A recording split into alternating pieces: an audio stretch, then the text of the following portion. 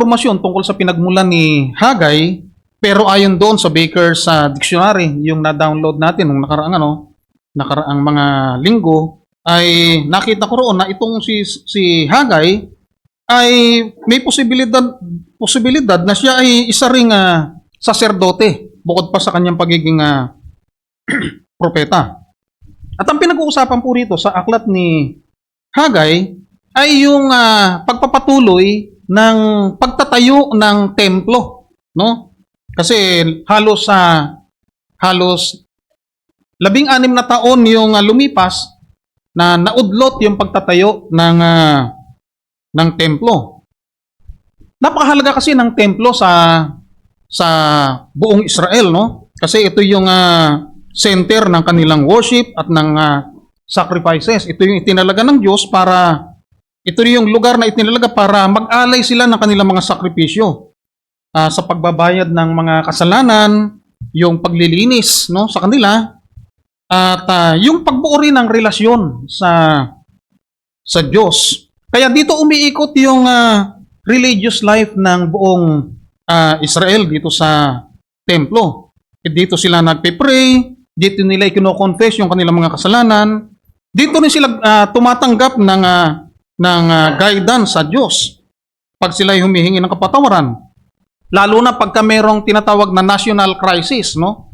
Ano ba 'yon?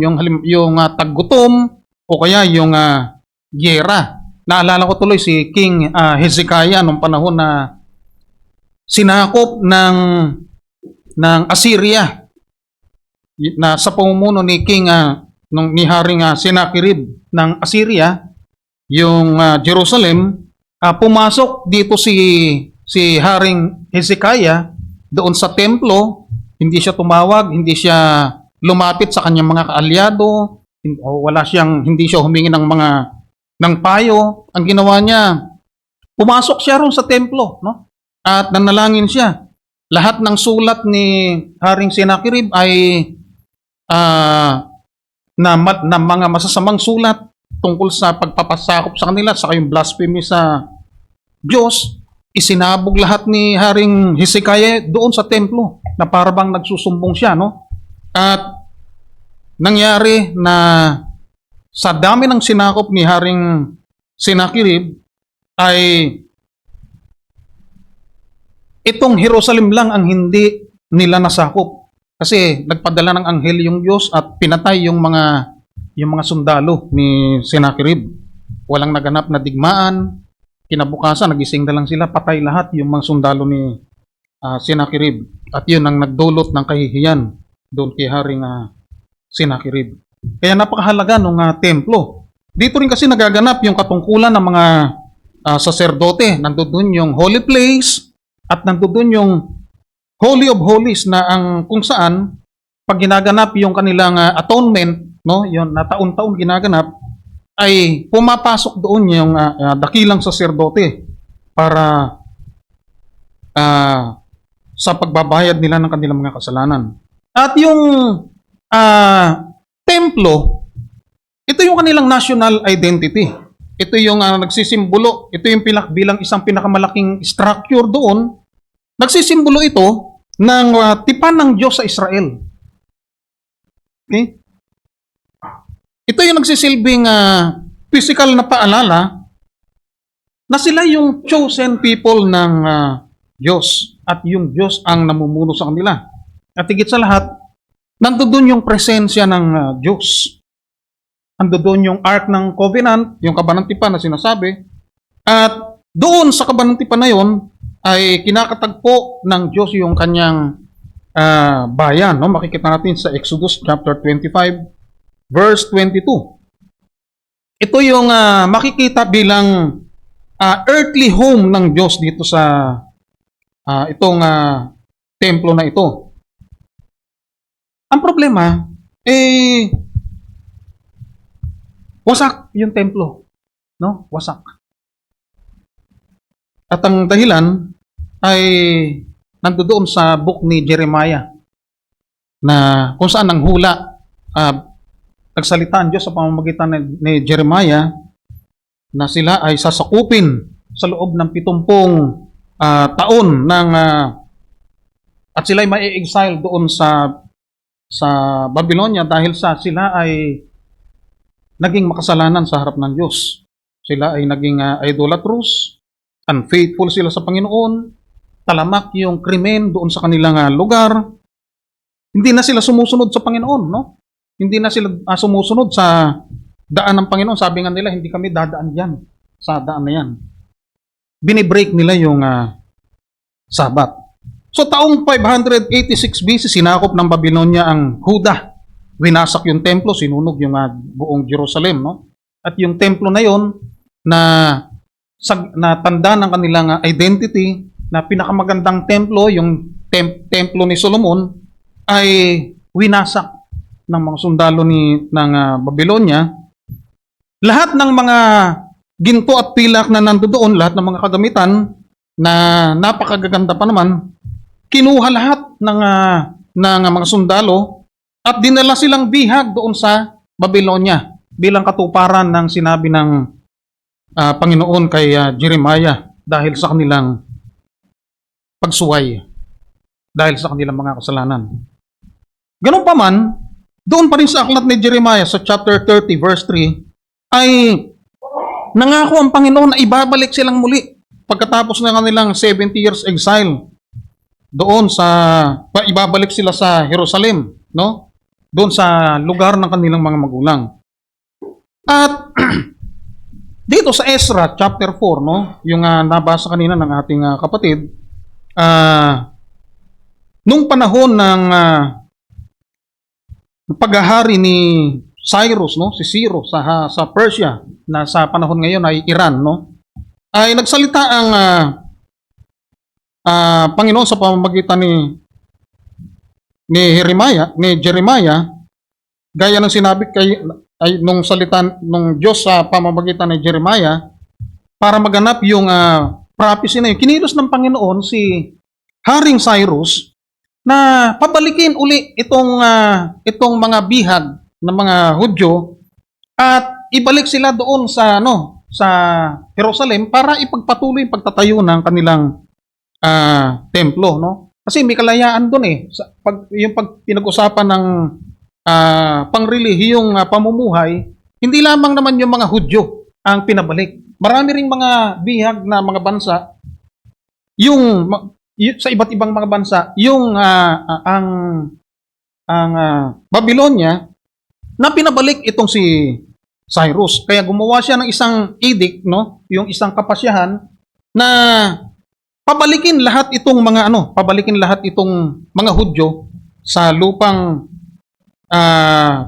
pinagmulan nila. At nung panahon na namatay si Haring Cyrus, ay pumalit sa kanya si King Darius the First.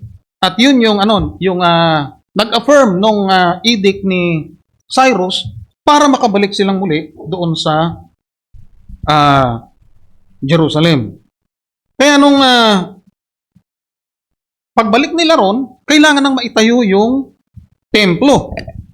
At ang pangunahing misyon ni Hagay ay para i-encourage itong mga Hudyo na itayo muli ang templo na napakatagal na nawasak at umabot pa ng 16 na taon bago uli maitayo, simula nung sila ay maibalik doon bago uli maitayo yung templo, no? So, doon sa verse 1, na-introduce kaagad tayo sa pagbubukas nitong libro na to, ng aklat ni Hagay. Merong mga ilang tao rito na makikita tayo, inintroduce kaagad ni Hagay, itong mga tao na to, itong si King Darius the First, yung tinatawag na Darius Hystaspes, no? Naghari siya noong 522 BC hanggang 486 BC, napakatagal din, no? Hindi ko lang alam kung tama itong na to, no? Kasi meron ding Darius yata na pumalit din sa kanya, no? At pangalawa, itong si Hagay, na siyang propeta ng Diyos na ginamit ng Panginoon sa takdang panahon para magsalita sa kanila. Itong si Zerubbabel naman ay ito yung kalahi ni apo ni Haring David. Ito rin yung dito sa sa kanyang anak na si King Jehoiachin, no? Na siya ay pumalit din bilang gobernador ng Huda. Siya yung inappoint ni Haring Cyrus para magdala doon sa mamuno sa mga Hudyo para makabalik doon sa Jerusalem. At kasama niya rito, kung si Zerubbabel yung namumuno sa pampulitikang aspeto ng kanilang buhay, ito naman si Jehozadak na isang high priest na appoint din ito ni Haring Cyrus, na ito'y kalahi matitrace natin ito pabalik doon kay Aaron, no? Siya ay isang Levites. So sila yung mga napaka-importanteng mga tao para muling maibalik sila doon sa Jerusalem at para maitayo uli yung templo. At itong si Zerubbabel, siya yung sa kanya naka-address itong sulat na to, no? Nung nagsalita si Hagay. At dito sa verse 1, makikita natin dito na ito yung ikalawang taon ng paghahari ng hari ng Persia na si King Darius nga, no? Darius the Hystaspes. Nangyari ito noong 520 BC na, no? So, sabi rito, ito ang unang araw ng ika-6 na buwan. So, napaka-critical po ng buwan na to kasi doon sa Book of Numbers sa chapter 28 verse 11, tuwing unang araw ng buwan, ng unang araw ng bawat buwan, dapat yung bayan ng Diyos, itong Hudyo o Israel, ay kailangang pumunta doon sa templo para maghandog sila ng mga handog na susunugin. Pero ang problema kasi yung hindi pa natatayo, no? Yung templo. Kaya sa halip na maitayo nila, dahil nga yun ang layunin ni King Darius, ay natagpuan itong mga Hudyo na nakaupo, walang ginagawa. Busy sila sa kanilang mga gawain, pero yung iniwan nila, yung pinabayaan nila yung pagtatayo ng templo. Hindi nila na ipagpatuloy. Doon sa chapter 3, verse 3 hanggang 6 ng Ezra, makikita natin doon na patuloy silang naghahandog, no? Patuloy pa rin silang naghahandog. Dahil ang una nilang naitayo nung dumating sila doon ay yung mga altar o yung mga dambana. At nag-awitan nga sila, no? Nagsisigawan sila sa kasiyahan ng pagpupuri dahil naitayo nila yung foundation. So patuloy yung kanilang paghandog. Sabi rin sa Ezra, sa huling bahagi ng verse 11, at ang buong bayan ay humiyaw ng malakas nang sila'y magsipuri sa Panginoon sapagkat ang tatagang baon ng bahay ng Panginoon ay nalagay. So yung foundation ay naitayo. So lumipas yung mga taon na nandoon na sila sa Jerusalem, unti-unting nabuhay uli yung Jerusalem. Kasi noong una silang bumalik doon, wasak talaga lahat yon. So yung mga tinayo nilang mga bahay, medyo mga tagpi-tagpi pa. Pero habang tumatagal yung panahon, naitayo na, gumaganda na yung kanilang mga bahay, nagkaroon na rin ng mga tindahan, yung komersyo ay unti-unti nang lumago, nagkaroon na rin ng mga pagtatanim at pag-aani, at nagsimula nang maging normal yung kanilang buhay. So, lumipas yung 16 na taon, nasanay na yung mga Hudyo na walang templo. Handog sila ng handog, no? Doon sa dambana, sa altar, pero walang templo. Tinubuan na ng damo yung pundasyon. Okay? Nangyayari yan dito sa natin, di ba? Maraming naitayo, pero hindi natapos, no? At tinubuan ng damo. So, yung mga damo na yun yung mga piping saksi sa kabiguan ng mga Hudyo na tapusin yung bahay ng Diyos. At ang dahilan nila, ano yung pinakadahilan nila hindi pa daw dumarating yung panahon ng pagtatayo ng bahay ng Panginoon. Kaya naalala ko yung kanta ni Aiza Seguera, no? Pagdating ng panahon. Yan. Yun din si Ted Ito. Yung kantang basta't maghintay ka lang. Kung hindi ngayon ang panahon na para sa'yo, huwag mainip dahil ganyan ang buhay sa mundo. Maghintay ka lang. May kanya-kanyang panahon. At yung kuminsan yung mga excuses ng mga tao, di ba? Pagka merong mga bagay na hindi, meron silang hinahanap, meron silang pinapangarap, hindi nangyayari, ay hindi pa dumarating yung panahon. At dito sa tagpong ito ay lumitaw sa eksena si Propeta Hagay. At dito sa verse 2 mapapansin natin yung kaibahan talaga ng tono ng kanyang pagsasalita, na dito mahahayag talaga yung saloobin ng Diyos. At kinausap ni Hagay dito siyempre yung pinuno ng yung gobernador na si Zorobabel at si Joshua na anak ni Jehozadak na saserdote. Okay? So ganito ang sinasalita ng Panginoon ng mga hukbo na sinasabi. Ito yung salita ni Hagay kay Zorobabel. Ang bayang ito ay nagsasabi, hindi pa dumarating panahon. Ang panahon ng pagtatayo ng bahay sa Panginoon. Yun na lang yung lagi nilang naririnig na sinasabi ng mga tao. Habang hindi pa na itatayo yung templo, ang excuse nila, hindi pa siguro dumarating yung panahon. Lagi na lang yun, no? Hindi pa panahon ng pagtatayo ng bahay ng Panginoon. Pero meron talagang malalim na kadahilan kung bakit tumagal ng 16 na taon bago na ipagpatuloy yung pagtatayo ng templo. At para mas maintindihan po natin, ay balikan natin yung sinasabi doon sa book ni Ezra, no, sa chapter 3, verse 12. Dito po sa chapter 3 ng Ezra, verse 12, sabi rito, ngunit marami sa mga saserdote at mga Levita at mga pangulo ng mga sangbahayan ng mga magulang, mga matanda na nangakakita ng unang bahay, yung templo, ang tinutukoy, yung templo ni Solomon, no? At ang tatagang baon ng bahay na ito ay malagay sa harap ng kanilang mga mata. Ay nagsiiyak ng malakas at marami ay nagsihiyaw ng malakas dahil sa kagalakan.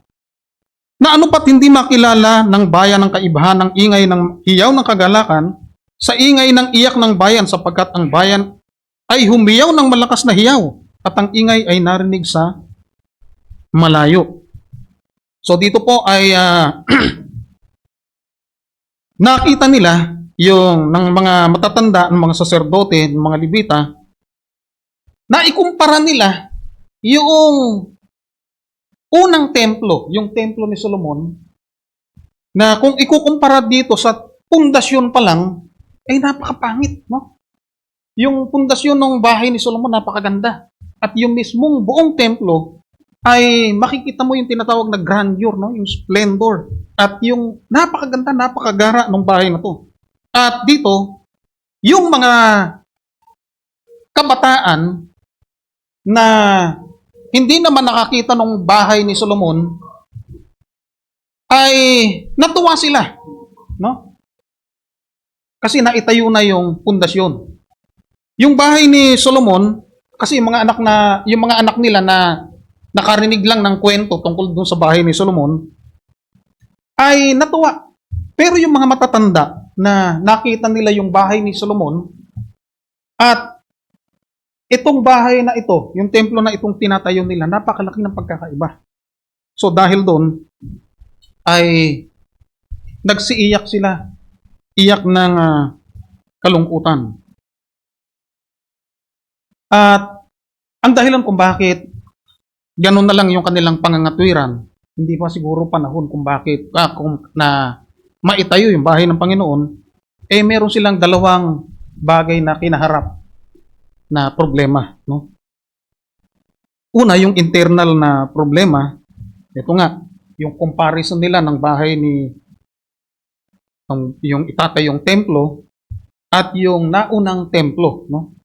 Marami ang umiyak dahil nadismaya sila dahil sa liit. Maliit yung templo, hindi kagandahan yung templo. At pakiramdam nila, sayang lang yung pagod nila, no? Umuwi sila, hindi naman pala nila maaayos yung templo ayon doon sa nang higit pa doon sa ganda ng naunang templo. So dahil doon, parang tinabad na sila. Ayaw na nilang ipagpatuloy yung ng pagtatayo ng templo. Pangalawa, yung external opposition na sinasabi. Sa Ezra chapter 4, gaya ng nabasa kanina, no? Itong mga Samaritano, itong Kuthim na tinatawag, ito ay kalahi rin ng mga Hudyo nung nahati kasi yung Israel sa dalawang tribo at itong Samaritano, itong 10 tribo ay humiwalay sila doon sa Huda dahil hindi nila makayanan yung hirap na ginagawa yung ng trabaho nila. At sumama sila doon kay Jeroboam, no? At nung napunta na sila doon sa lugar na kung saan sila ay doon yung magiging yung magiging tirahan nila, hindi na sila pinabalik ni Jeroboam doon sa Jerusalem dahil natatakot siya baka manumbalik yung loyalty nila doon kay Rehoboam na siyang hari ng Huda. So,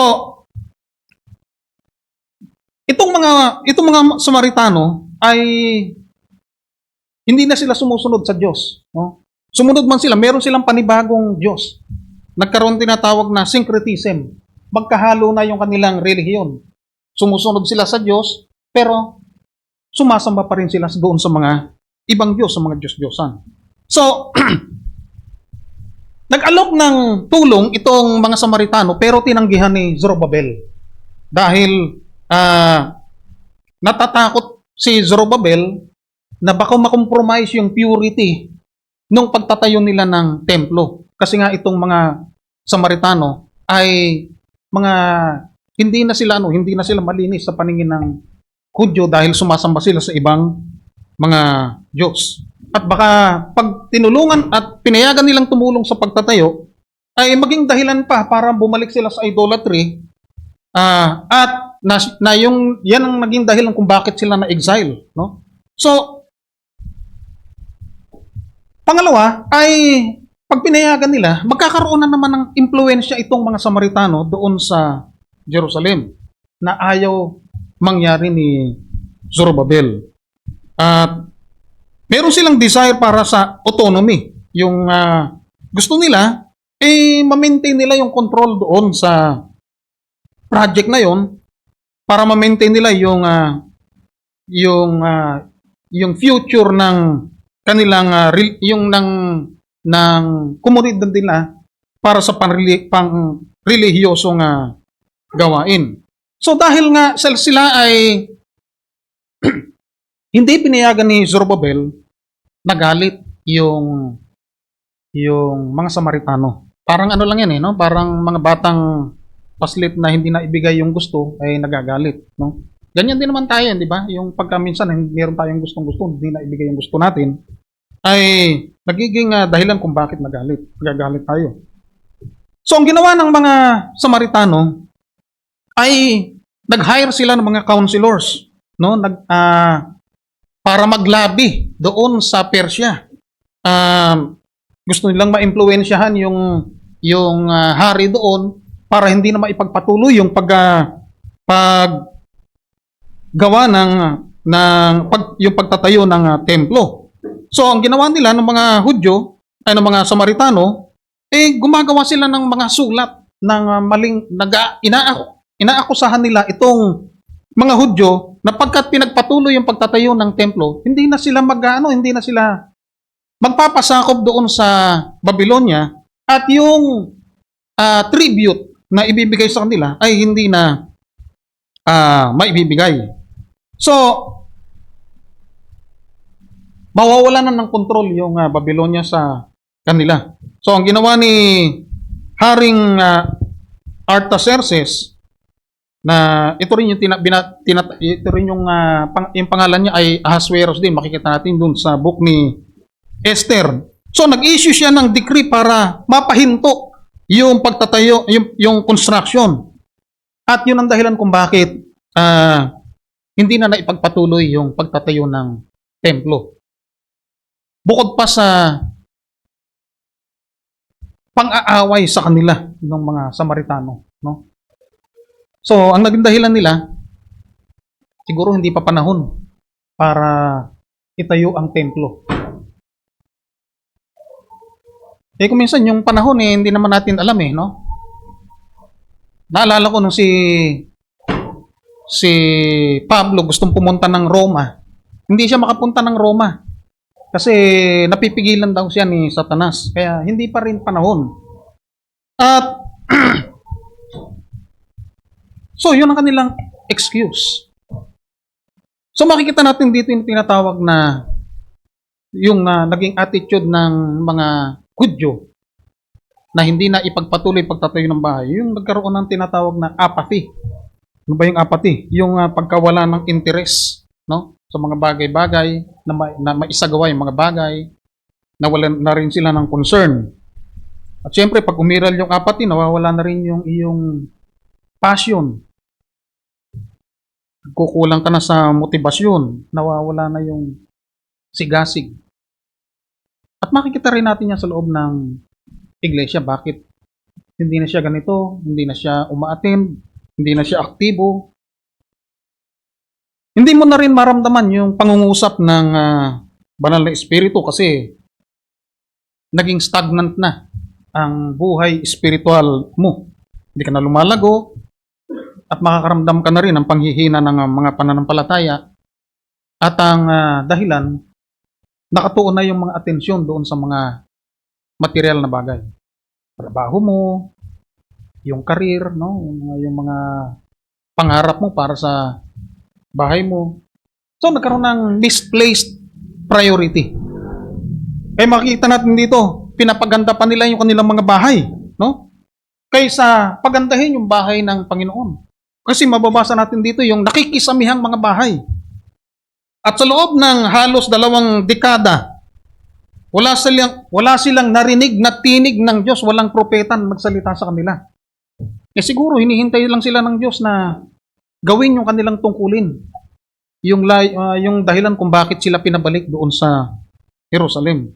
Pero anong ginawa ng mga Hudyo? Natakot sila. Umiral yung takot. Kasama na rin yung comparison nila doon sa yung na sila na discourage dahil hindi pala maganda yung templo na itatayo natin, no? So doon nasusubok yung kanilang pananampalataya na nahahayag din yung kung totoo bang mayroon silang kauhawan sa salita ng Diyos. So, sa takdang panahon na yon, nagpadala ang Diyos ng isang propeta. At diretso yung salita ni Propeta Hagay. Wala nang paligoy-ligoy. Sabi niya sa verse 4, panahon baga sa inyo na tumahan sa inyong mga nakikisamihang bahay, samantalang ang bahay na ito ay namamalaging wasak. Ito ba yung panahon? Ang panahon nyo ay para sa inyo lang. Pero yung panahon para sa pagpapatuloy ng pagtatayo ng bahay, wala. Hinayaan yung wasak. Sa halip na ibigay nila yung kanilang oras sa tahanan ng Diyos, ando doon sila, nagpapaganda ng kanilang mga bahay. So, naiba na yung kanilang mga prioridad. Wala namang masama sa pagkakaroon ng priority, hindi ba? Kasi kasama yan sa tamang pagpaplano. Kung wala kang priority, magulo. Hindi mo alam kung alin yung uunahin mo.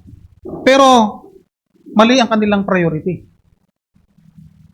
Ang dahilan kaya sila pinabalik para mailagay sila sa tamang relasyon muli sa Diyos. Para mabuhay muli, ma-revive yung kanilang matagal na pagkahiwalay sa Diyos. So dahil dyan, pag mali ang iyong priority, nauubos lang yung panahon mo at lakas mo doon sa mga hindi naman importanteng bagay. So tanda ang templong pinabayaan ng huminang pananampalataya. Kaya matindi yung pagsasalita ni Hagay. Sa verse 5, ngayon nga'y ganito ang sabi ng Panginoon ng mga hukbo. So ito yung sinabi ng Diyos sa kanila. At sinabi ito ni Hagay, gunitain ninyo ang inyong mga lakad. Consider your ways. Hindi lamang tinuturo ni Hagay yung mga mali nila, no? Kundi, nag-invite din siya ng tinatawag nating reflection. Mag-isip-isip kayo. Kaya nga ang title ng ating pag-aaral ay A Call to Recollection, to Introspection. Consider your ways. So dito ay ini-invite sila na mag-isip-isip kayo. Pag-isipan nyo bakit. At para maipakita yung pagbibigay diin doon sa sinabi ni Hagay na consider your ways, inulit pa yan sa verse 7, sa verse 15, at sa verse 18. No? Tanda na importante itong bagay na ito. Gunitain ninyo ang inyong mga lakad. Consider your ways. Nagpapahiwatig talagang dapat nang maging, ito ay urgent. Dapat nang maisagawa ito. So, ipinadala si Hagay hindi lamang para i-rebuke sila, no? Kundi para i-interpret sa kanila yung mga nangyayari sa kanilang buhay. Ano ba yung nangyayari sa buhay nila? Sa verse 6, nandito nakalagay yung mga pangyayari sa kanila, no? Kayo'y nangagahasik ng marami at nagsisiani ng kaunti. Kayo'y nagsisikain ngunit hindi kayo magkaroon ng kahustuhan. Kayo'y nagsisiinom ngunit hindi kayo nangapapatirang uhaw. Kayo'y nangananamit ngunit walang mainit. At yung kumikita ng mga pinag-arawan ay kumikita ng mga pinag-arawan upang ilagay sa supot ng mga may butas. So ito yung nagpapaalala sa kanila na ang Diyos ay sovereign. Diyos ang may control ng buhay. Diyos ang humahawak ng kanilang economy. Kaya, ganun din ang sinabi sa verse 9. Kayo'y nangaghintay ng marami. Tumutukoy ito doon sa kanilang pag-aani mula sa kanilang pagtatanim. Ang dumating ay kaunti. At nang inyong dalhin sa bahay, aking hinipan. Sa verse 10, na tingin ko ay ito yung interpretasyon doon sa verse 6, no? Kaya't dahil sa inyo, pinipigil ng langit ang hamog at ipinagkait ng lupa ang kanyang bunga. At ako'y nagpasapit ng pagkatuyo sa lupa at sa mga bundok at sa trigo at sa alak at sa langis at sa sumisibol sa lupa at sa mga tao at sa baka at lahat ng pinagpagala ng mga pinagpagala ng mga kamay. So dahil doon ay yung blessing ng Diyos sa kanila na para sa kanila ay iniurong ng Diyos. Hindi na sila tumatanggap ng blessing dahil pinabayaan nila yung tahanan ng Diyos. Mapapansin natin dito sa verse na to, sa verse 5, sinimulan ang ni Hagay pagsasalita rito ng ganito ang sabi ng Panginoon ng mga hukbo, Lord of Hosts, no? Jehovah's Shebaot yata yung sinasabi rin sa Hebrew. Nang ibig sabihin, yung salitang Lord of Hosts, nagsasabing siya yung Diyos na nag-uutos, siya yung commander ng mga heavenly armies. Hindi lamang sa heavenly armies, kundi pati sa human history. Siya ang may hawak ng kasaysayan. Siya ang covenant keeper. Napaka-importante nun, yung salitang covenant keeper. Sapagkat siya ay tapat sa kanyang pangako. Kahit na yung kanyang mga anak ay covenant breaker.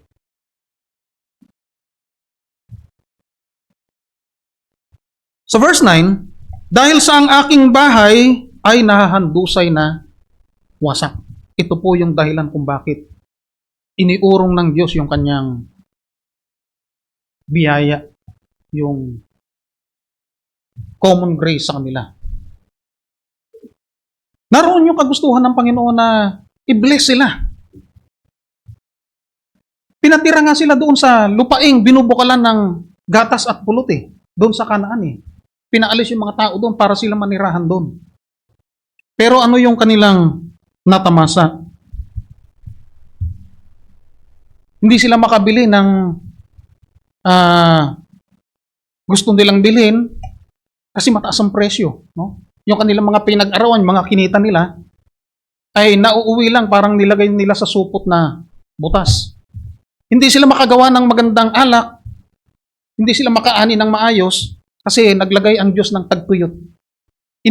Naglagay, yung Diyos mismo ang may kagagawan ng mga bagay na yun.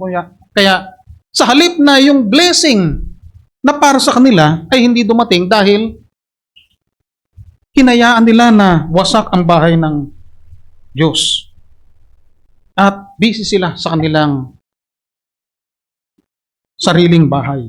Yung pagpapaganda nila ng kanilang sariling bahay. Wala namang masama sa pagpapaganda ng bahay. Bahay, di ba? Hindi naman ito pag-atake ni Hagay doon sa may magagandang bahay o nagpapatayo ng magagandang bahay. Paganda nga, pagandahin mo yung bahay, pangarap nating lahat yan. Pero ang masama, yung gastusin mo lahat doon. Yung pera mo. At kinalimutan mo na ang Diyos. Mga pansariling pangangailangan lang ang ginagawang para sa'yo, pero yung nagbibigay sa'yo ng ikabubuhay mo, binaliwala. Binaliwala nila. So patuloy nila nagagawa ang paghahandog. Pero hindi pala nalulugod ang Diyos sa mga handog at sa mga haing ginagawa nila. Simula nang maitayo yung pundasyon, nakapaglagay sila ng altar doon, 16 na taon ang lumilipas na naghahandog sila, hindi pala nalulugod yung Panginoon doon, no? Dahil mali yung kanilang prioridad. Saan natin makikita yan, no? Doon sa chapter 2 ng Hagay, verse 12 hanggang 14, ay ginabit ni Hagay yung tinatawag na Levitical Law of Purity para ipaliwanag sa kanila yung kanilang spiritual na kalagayan. Nakalagay doon, kung isang banal na pagkain o yung karne na inilagay mo sa damit mo, inano mo sa damit mo, no? Para mapanatili yung kabanalan, no? Hindi masagi.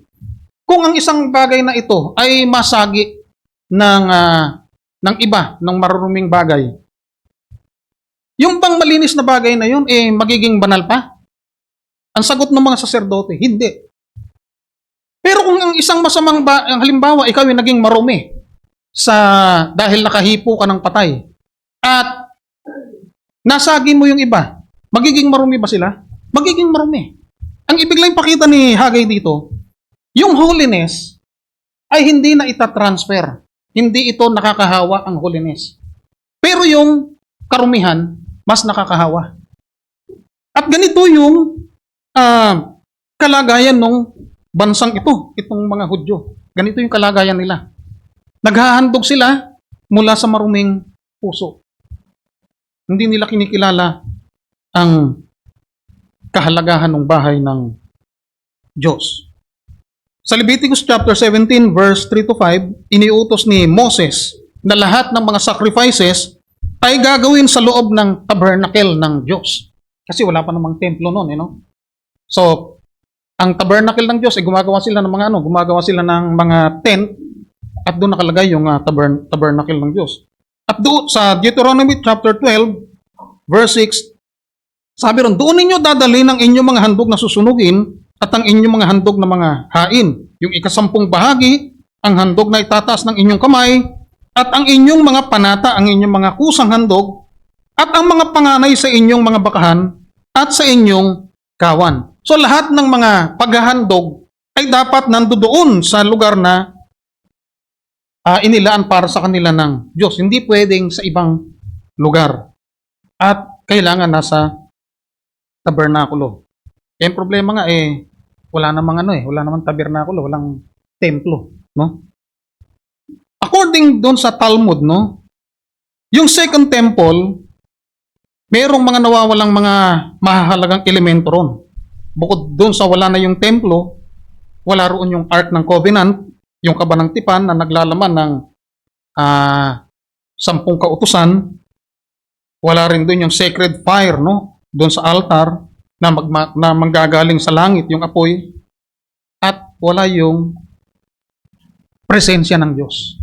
Kasi ang presensya ng Diyos nandoon sa yung seat of mercy, yung nasa gitna ng dalawang kerubim. At wala rin doon yung tinatawag na Urim at Tumim. Yung Urim at Tumim, ito yung nasa breastplate ng saserdote na pagka sila ay humihingi ng guidance sa paggawa ng mga desisyon, dito sila humihingi ng guidance. So, maraming kulang. Hindi tinanggap ng Diyos yung kanilang handog. At itinuring na marumi yung kanilang handog. Dahil pinabayaan nilang wasak yung bahay ng Panginoon. Pinaladala si Hagay hindi para i-condemn sila, kundi para ma-restore sila. Hindi para maging complacent o yung maging kampante na sila sa kanilang kalagayan, kundi para gisingin muli yung kanilang natutulog na spiritual na kalagayan, para i-encourage sila. Masakit man sa pakinig yung salita ni Hagay, para ipaalam sa kanila na mahal sila ng Diyos. Yung rebuke na yon ay mas mabuti, yung open rebuke, para maintindihan nila na mas mabuti ito kaysa sa tagong pagmamahal ng Diyos.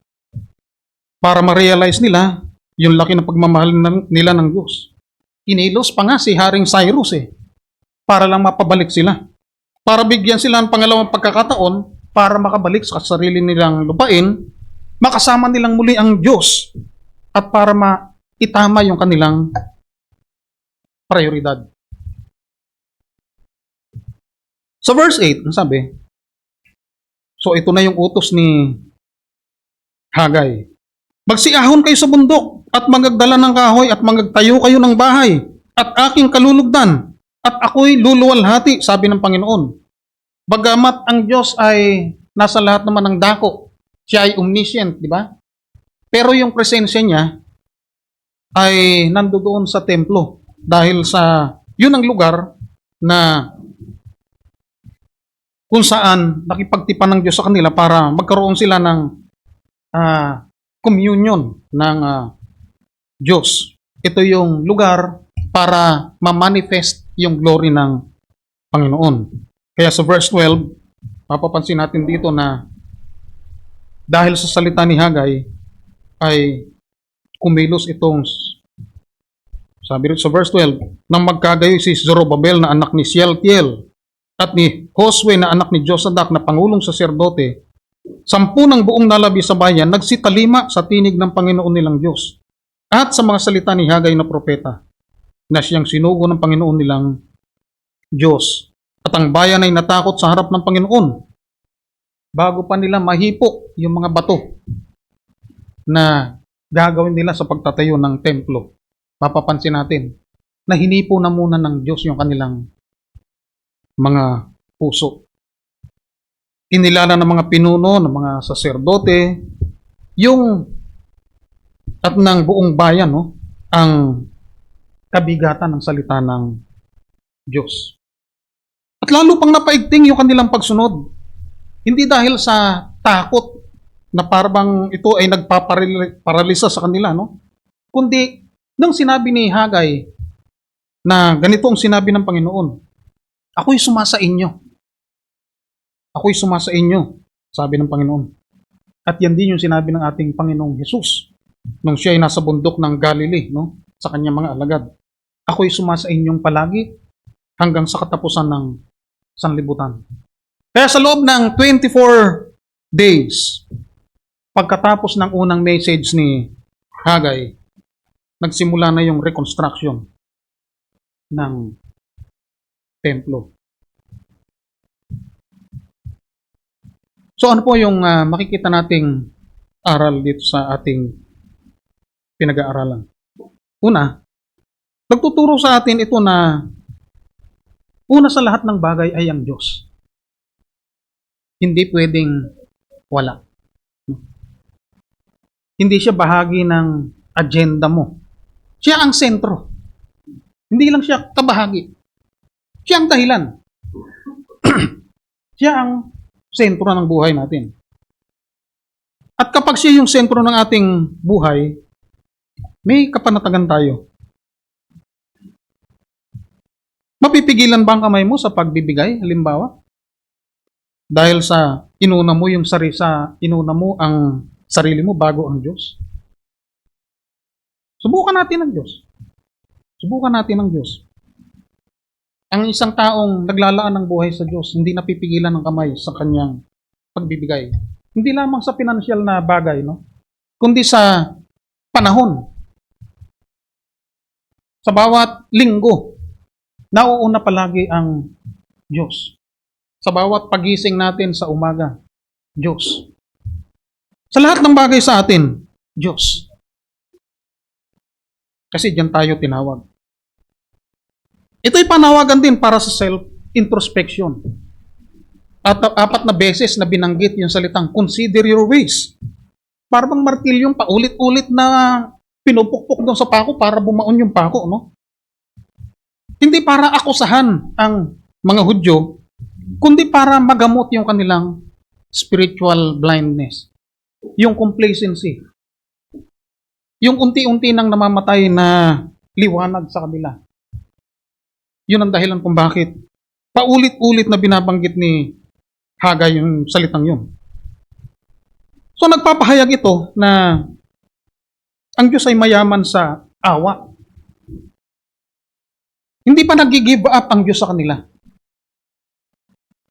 Napakamatiisin ng Diyos, no? Nagtsatsaga siya. Ganyan din yung mga nangyari sa atin bago tayo naging Kristiyano, mayroong mga nagtsaga. Paano na lang kung wala?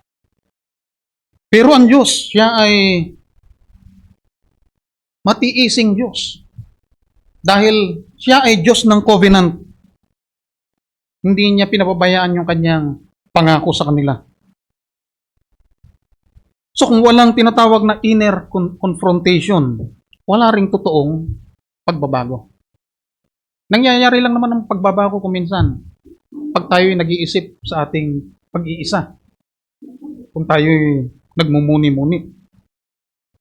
Naalala ko yung kalibughang anak nung siya'y lumayo sa Diyos. Lumayo sa kanyang ama. Dumating yung panahon na ng krisis sa buhay niya. At doon niya na-realize at nakapagmuni-muni siya. Mabuti pa yung alila ng aking ama. Nagtatamasa sila. Samantalang ako, etong kinakain ko yung mga pagkain ng baboy. So dahil doon, kinonsider niya yung kanyang lakad. At dinala siya sa kapakumbabaan. At kasunod nun ay restoration. Hindi yung gara ng gusali, hindi yung ganda, kundi yung presensya. No? Dito sa Pilipinas, ang daming magagandang bahay-sambahan, malalaki. Dami. Walang kaparis kung ikukumpara sa mga bahay-sambahan na pangkaraniwan. Pero anong ganda ng bahay-sambahan kung wala naman yung presensya ng Diyos? Psalm 16 verse 11. You will make known to me the way of life. In your presence is fullness of joy. Sa presensya ng Diyos, ando doon yung joy. Sabi nga nung kanta in your presence there is peace. Ito yung naramdaman ni Zacarias nung nangusap sa kanya yung anghel. Kasi pinapanalangin niya na magkaroon siya ng isang anak. At ang binigay sa kanyang anak ng Panginoon ay yung tagapanguna pa ni Jesus Christ. At yan ay si John the Baptist. Naranasan din ni Maria yung presence ng Diyos nang ibalita sa kanya ng anghel na siya yung gagamitin para maipanganak ang ating tagapagligtas. At ito rin yung pangako ng Diyos sa atin. No? Saan man may 2 o 3 na nagkakatipon sa kanyang pangalan, naroon siya sa ating kalagitnaan. Wala sa ganda ng bahay-sambahan. Kasi hindi yan tumitingin sa bahay. Hindi siya tumitingin doon. Ang tinitignan niya yung motibo ng ating mga puso. At higit sa lahat, naroroon yung kanyang presence. Pangapat po, pagtiwalaan natin yung timing niya. Hindi yung ating timing. yung kanyang sovereignty, yung kanyang providence. Dumating ang kanyang salita, ang salita ng Panginoon, sa pamamagitan ng ni Hagay, sa tamang oras. Tanda na ang Diyos yung may control talaga sa lahat ng bagay, sa history, no? At sa mga events. Marami mang dumating na oposisyon sa kanila, dumating pa rin sa kanila yung pananampalataya dahil pinadala ng Diyos si Hagay sa kanila. Yung salita ng Diyos ang nagbigay ng tibay ng kanilang pananampalataya. So, timing ng Diyos sa ating buhay ang mapagkakatiwalaan. Kahit na yung mga sirkumstansya ay parang challenging sa buhay natin. At bakit? Bakit natin maasahan ng Diyos? Kasi siya yung Lord of hosts. Siya yung may kakayahang mag-utos sa lahat. Naalala ko si Jonah. Ayaw niyang pumunta roon sa Ninive. Inutusan ng Diyos, naghanda ang Diyos ng isda, malaking isda para dalhin siya roon. Ayaw niyang pumunta roon. Sumakay siya sa isang barko. Nagpadala ang Diyos ng bagyo.